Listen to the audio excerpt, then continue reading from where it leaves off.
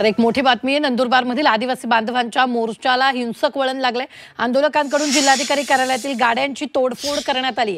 या हिंसक वळणामुळे काही पोलीस कर्मचारी जखमी झाल्याचं कळतंय। आंदोलकांना पांगवण्यासाठी पोलीस दलाकडून अश्रुधुरांचा नळकांड्या फोडण्यात आल्या। काही ठिकाणी दगडफेक सुरू असल्याची ही माहिती मिळते। या संदर्भात ताजे अपडेट देत आहेत आपले प्रतिनिधी प्रशांत परदेशी। प्रशांत, काय घडतंय?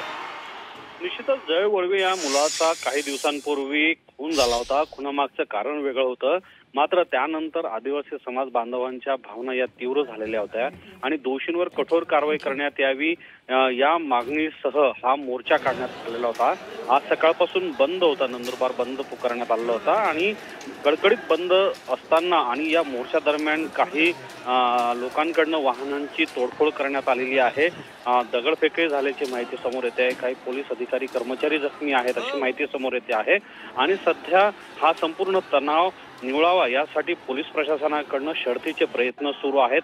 शांततेचं आव्हान प्रशासनाकडनं करण्यात आलेलं आहे आणि कुठल्याही प्रकारच्या चुकीच्या बातम्या किंवा माहिती पसरू नये किंवा दोन समाजांमध्ये वाद निर्माण होतील असं कुठल्याही प्रकारचं कृत्य करू नये असं आव्हान देखील पोलिसांकडनं करण्यात येत आहे आणि अशा लोकांवरती कठोर कारवाईचे संकेतही पोलिसांनी दिलेले आहेत।